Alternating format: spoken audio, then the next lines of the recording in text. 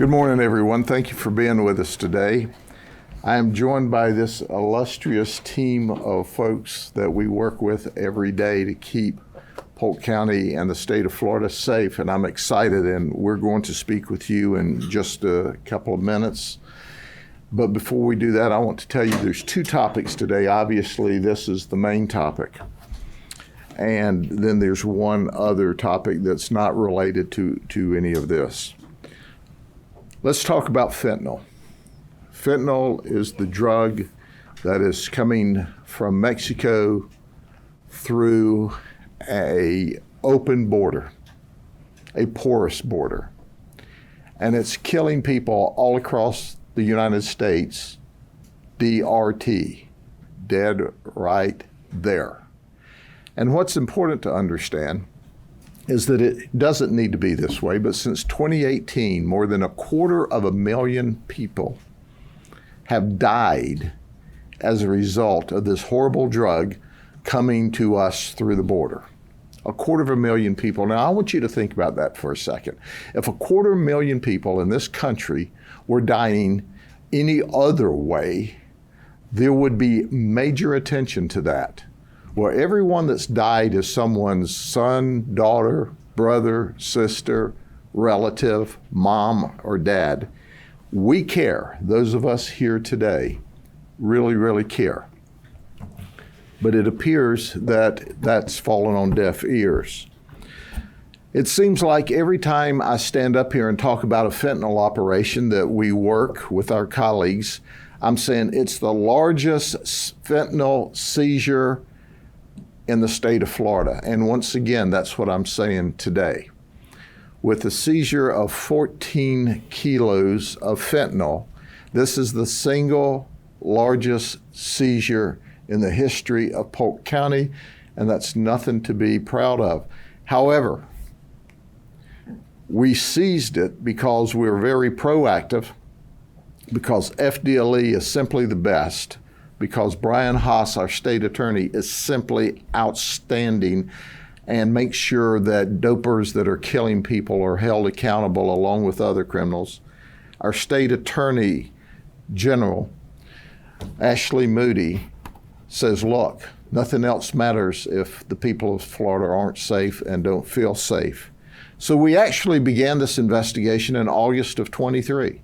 That's when we began to get information about this Mexican organized crime drug trafficking organization. And as we developed the information, you can well expect that the picture I'm about to show you includes 2 of the 4 of these arrests that we've made here are illegal, illegally in this country. That's right. They didn't come here to better themselves and their family. They came here to kill people in America with a deadly drug through a porous border that we need to seal off. Let me introduce you to this group. This is Sergio Garcia. He's 52. Let me tell you a little bit about Sergio Garcia. He served 23 years in the military, first with the Marines and retiring as a staff sergeant in the Army. Sergio Garcia considers himself, quote, one of the good guys. In fact, when he was delivering these 11 kilos of drugs on the last seizure of the operation, he stopped in Louisiana because he brought the drugs from California, which came across the border from Sinaloa, Mexico. He stopped at a rest area and talked to a Louisiana state trooper, and they talked about the Louisiana trooper's time and service and his service in the military, and the trooper even gave him a coin and a patch. All the while, he had 11 kilos of fentanyl in his car, unbeknownst to the trooper. Now, the other driver was Maria Guadalupe Garcia. She's 48. She's the wife of Sergio. And they were driving this drug and were to be paid $42,500 for bringing this load of drugs from Mexico to Eagle Lake, Florida, where it was to be sold to our undercover actors. Now, this is a husband and wife. She bragged that she was also retired out of the military. However, we have not been able to confirm that at this time. Then there's Maria Machua. When she showed up, she was the money person. She was to count the money. Well, she showed up with her 6-year-old child to do an 11-kilo deal. And then there's Pedro Rodriguez. He's 31. He's illegal. And he was the one that dropped Maria off, and he ran counter surveillance while she was in counting the undercover money. Now listen, folks. She counted this money in English, and she counted it in Spanish, and she counted it in English, and she counted it in Spanish, and then she counted it in English, and then she counted it in Spanish. And finally they said, this lady cannot get this right. She never did get the money count right, but hey, we were able to talk to her and convince her that the money is here, show us the dope. And they did. This all started with the first seizure where we seized 2 kilos of fentanyl in February of this year. In the second seizure, we, with undercover funds from SAFE and FDLE, and our Attorney General is going to speak more about that in just a minute. Whenever we were able to buy that kilo of cocaine, it was at Highway 98 North in Lakeland at a motel. And of course, I told you about the third delivery where we took the operation down was when they brought the 11 kilos to Eagle Lake at a house in Eagle Lake. Now listen, folks, all of this drug was not destined for Polk County, Florida. This operation occurred here simply because of the great work of my detectives, and I'm very proud of them. They are the best in this undercover world, working with some of the best of FDLE. Our partnership is remarkable. But what's frightening about this? If you look at this chart to the far right, you see the entire state of Florida is green. And then you have this orange cutout. The drugs we seized was enough in this last operation to kill every man, woman, and child with an overdose in the counties in orange. But I just didn't have my folks, who are very talented, color Florida green because we like green, even though we do, but because since January of 23, with FDLE and our partners in operations that we have done alone, not counting the others, and my colleague and friend, Sheriff Lima from Seminole County just did a big one, and just before that, my colleague and friend from Pinellas did a big operation. But just our operations since January of 23 and our seizures since January of 23 was enough fentanyl to overdose and kill every man, woman, and child in the state of Florida. That's how dangerous this drug is. The details I'm going to leave to our state colleagues, but I've got to say on behalf of all the people of this county and of this state, thank you to our Florida legislature and the visionary Governor DeSantis for making a lot of money available through our partnership with FDLE so that we can get to these big players. Because keep in mind, we're able to operate at the top levels now. And we're catching this drug before it gets down to the next layer of traffickers and the next layer of traffickers and the next layer of drug dealers that are poisoning our children. I couldn't be prouder than I am of all of the work. In addition to that, since 2023, there have been a lot of people die of fentanyl overdose in Polk County. But my deputies have saved 23 people with Narcan. So you can see this is a dangerous, dangerous problem. So at the end of the day, we're going to keep protecting the people of the state of Florida. and of Polk County. So we want to hear from some of what I believe are the best law enforcers in the state that protect us. And first, our Attorney General Ashley Moody, who stands shoulder to shoulder with us across this state to make sure that the people of the state of Florida are safe and that the bad guys go to jail, is going to speak with us. After that, our State Attorney Brian Haas will come up to speak, and then Assistant Commissioner Massie will speak, and then our HIDA representative, Director Collazo, will speak. General. Thank you. Thank you, Sheriff. Thank Yes, you ma'am. so much. It is always an honor to be in Polk County with your great sheriff and all of your law enforcement leaders, including State Attorney Haas.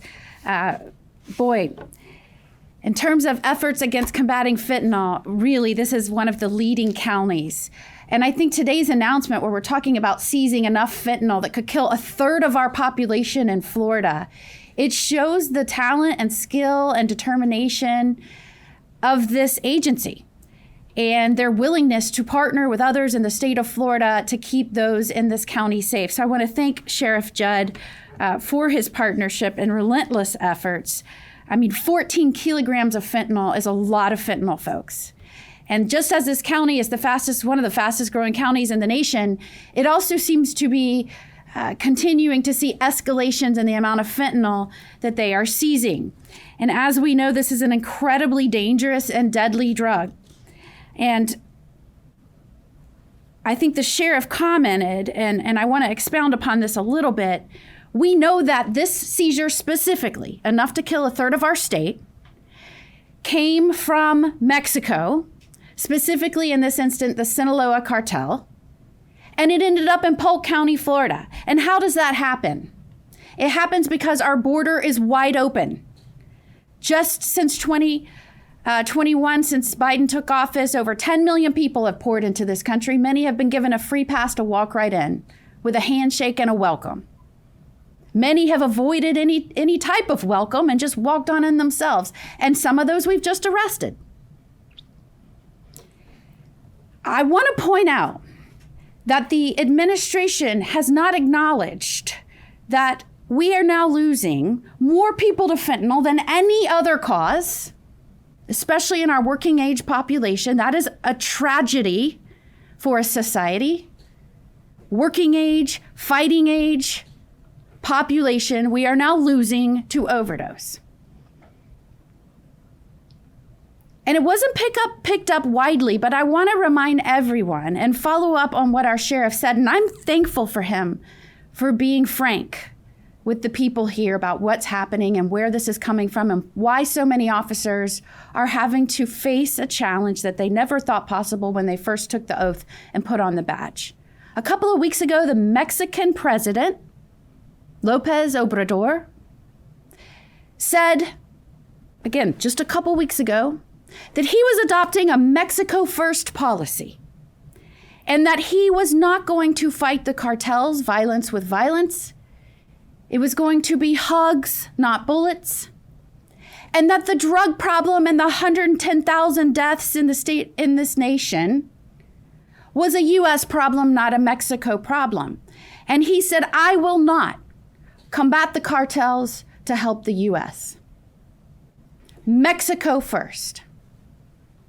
And so now, ladies and gentlemen, I don't know if you've seen this announcement, but now we have two presidents that are Mexico first. The Mexican president, Lopez Obrador, and the U.S. president, President Biden. In fact, not surprisingly, the response of this administration to that, in full display of cowardice, was we have a great partnership with Mexico. That is utterly untrue. In fact, Mexico is doing nothing to stop this flow. And I would submit to you that a real leader of this nation that was concerned with the number one death of American citizens, by far, and by the way, the U.S. loses more to overdose deaths by far than any other country. I would submit to you that appropriate response would not just be, we are going to address the cartels with hugs, not violence, but how about how I have demanded and suggested in that we declare the cartels terrorist organizations and we designate fentanyl as a weapon of mass destruction and meet that deadly challenge with the appropriate response that any leader in their right mind would do. And yet, the deputies here in Polk County and the FDLE agents and our HIDTA task forces are left to fend with this overwhelming surge of fentanyl, the deadliest drug that we have seen flowing into our country at this magnitude. They are left to engage and defend and stop and deal with on a daily basis because our president will not do what he took an oath to do and stand up for the safety of this union. As long as the border is wide open, we will continue to see those that have crossed over illegally pouring deadly drugs into our state. Now, I am proud of our efforts here. You heard about the seizure. You heard about the takedown of this organization that's tied right back to Mexico. This operation is similar to many operations we're doing across the state of Florida. Part of that is funded and supported by the SAFE Act that this legislature passed. We are continuing that money, hopefully into the next year, which will support these efforts. We are being very aggressive in our law enforcement efforts to take down the poison peddlers, put the traffickers behind bars. Thankfully, in the 10th Circuit, you have a state attorney like this that will keep them behind bars. But we're not stopping there. We're making sure that our first responders are equipped with naloxone, which is the life-saving drug that can save people who have been addicted and might be overdosing. And we're making sure that people that have been addicted know that now, more than ever, they should get help. Go to treatmentatlas.org to find out how you can seek help immediately, treatmentatlas.org. Because if you have had a substance abuse issue in the past, now fentanyl being laced into every drug that we have dealt with, it could be the last time you use. DEA says now 7 out of 10 counterfeit pills they are seizing contain a lethal amount of fentanyl. I can tell you the fentanyl seized today would have likely gone into pills, and those counterfeit pills would have likely killed Floridians, including children. We're getting it right here in Florida. We're doing what we can do. We are ferociously fighting back through law enforcement, through treatment of addiction, through equipment of our first responders. In fact, we're seeing a glimmer of hope. And while the national death rate continues to spiral upwards, in Florida, we've seen a 5% reduction in opioid deaths, a 3% reduction in fentanyl deaths. And right here in Polk County, because of the great efforts of this sheriff and other law enforcement, we've seen a 4% reduction. Now, are we out of the woods? Absolutely not. Are we going to have to continue to expend resources and put our law enforcement in dangerous situations because of what's happening at the border? Yes. Is it costing taxpayers an arm and a leg to confront this battle unnecessarily? Yes. But thank goodness, and may God bless sheriffs like Grady Judd and all of our great sheriffs. You heard him refer to our partners around the state, our police chiefs, our statewide agencies. Our troopers just took down fentanyl yesterday. May God bless, protect them, continue to send them the courage to clean up the mess that's been created by this administration. And I remain so grateful to folks like Grady Judd who are not afraid to use a big broom to clean up that mess, and indeed, certainly not afraid to back down and hit the cartels over the head with it. So Sheriff Judd, thank you for inviting me. Appreciate it. Good morning, everybody.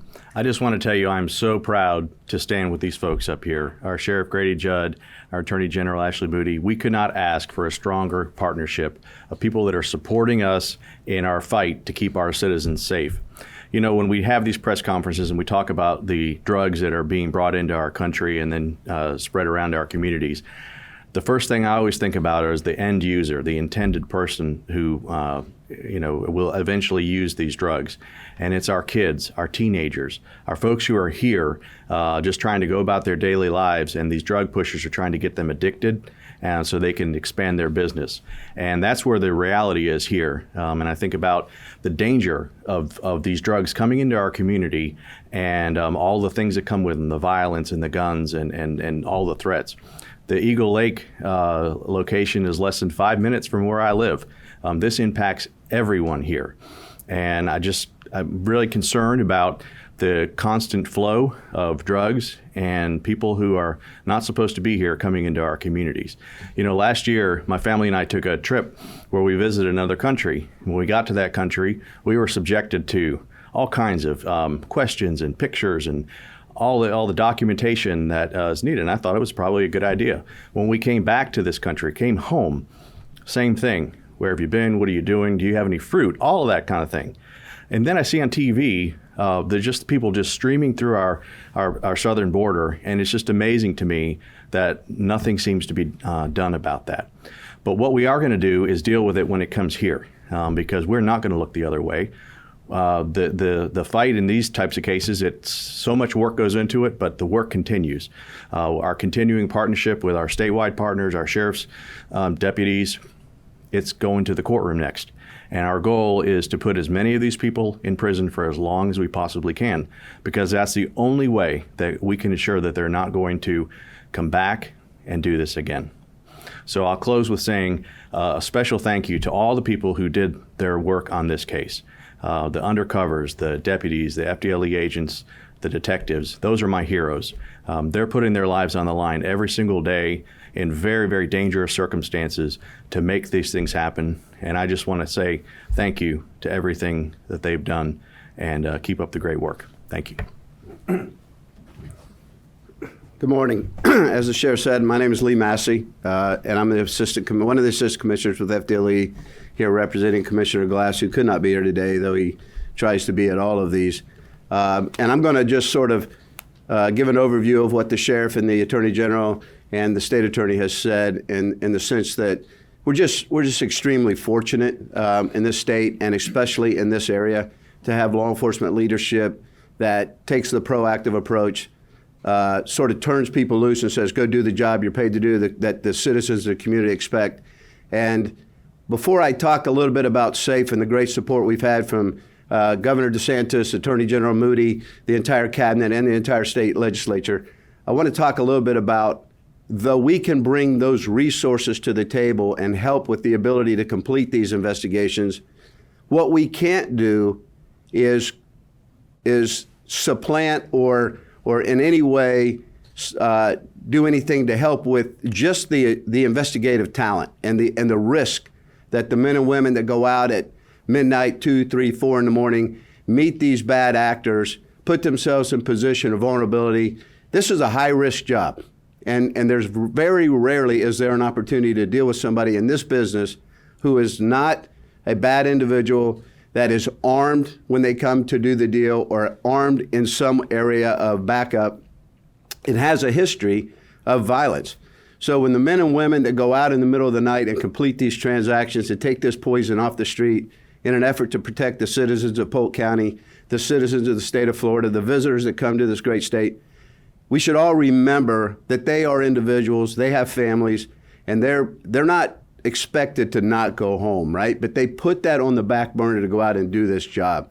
So as a 40-year law enforcement practitioner myself, I do, as the sheriff and the attorney general said, I do applaud them, and I do express my appreciation for the work that's done, and I understand the risks that they just go out and do, and they do it with a passion that's just unprecedented. So I felt it was very important to say that. As it relates to SAFE, and you've heard the sheriff and the attorney general and the state attorney reference this. This was an initiative that came out of last year's session. The legislature, the governor, the attorney general, the entire cabinet, and the legislature said, you know what? We're going to provide you what we can provide you as far as tools to complete this. Two of the biggest prohibitors to making these types of investigations successful are monetary resources and jurisdictional challenges. This SAFE program and the partnership with FDLE and the monies that the legislature has provided to us to get out to these agencies, that's removing those obstacles. And this is the reason we are seeing the successes we are.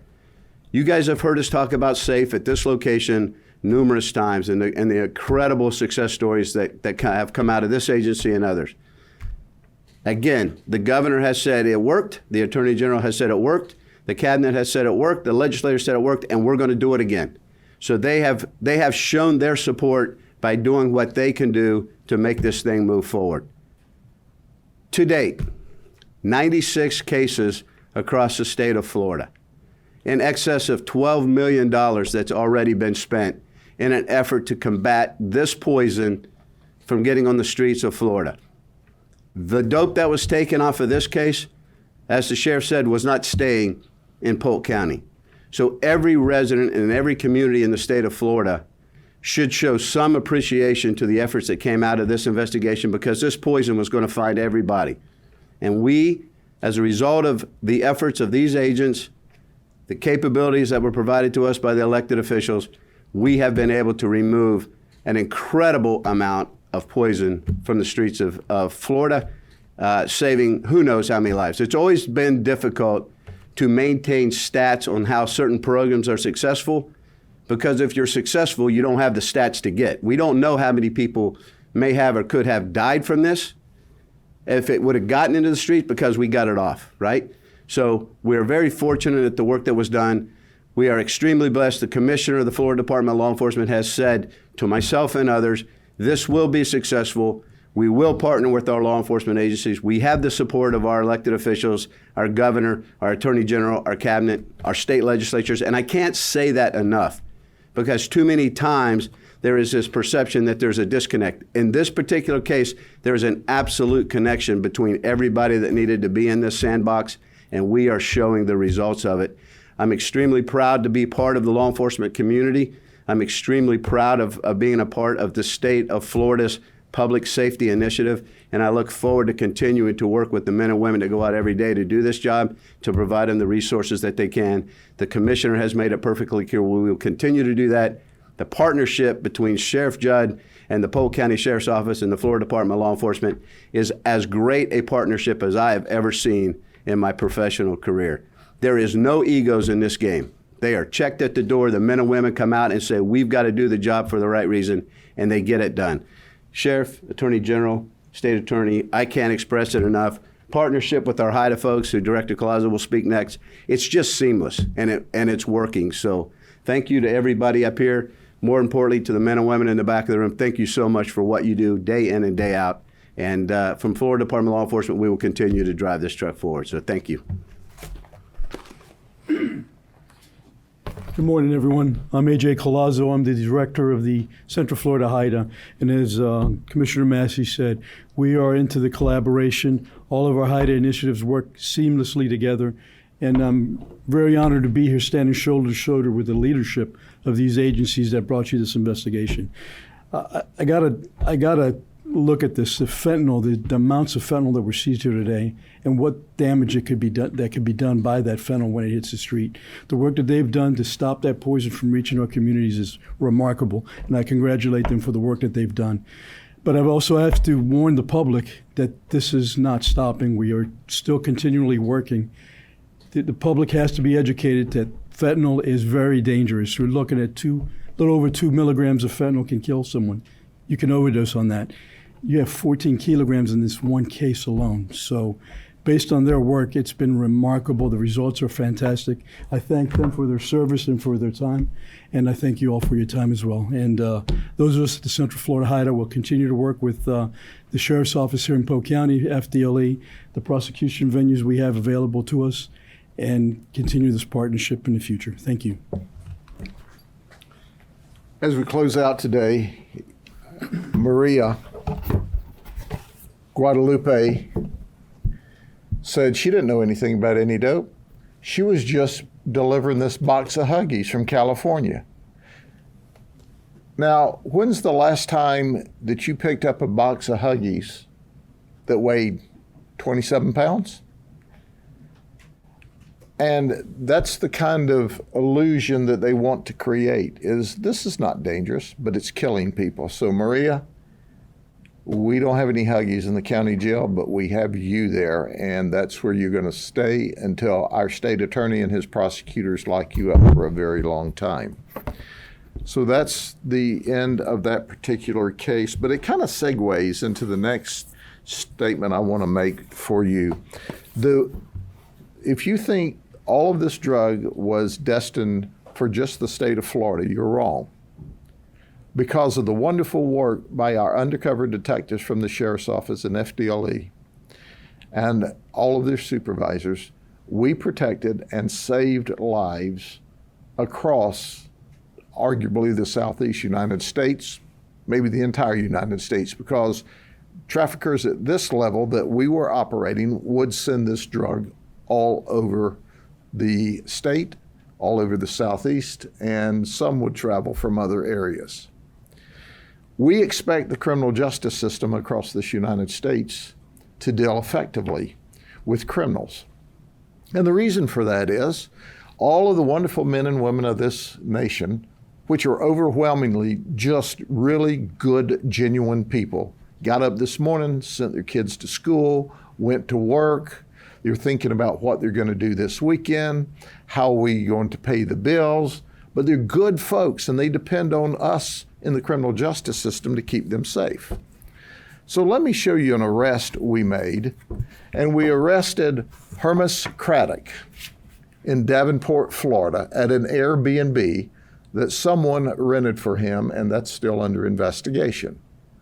And we arrested him for a warrant out of Pennsylvania, fleeing to elude, 2 counts of possession of a firearm, 2 counts of cannabis, escape, 2 counts of drug paraphernalia, 2 counts of driving while license suspended, 18 traffic criminal complaints,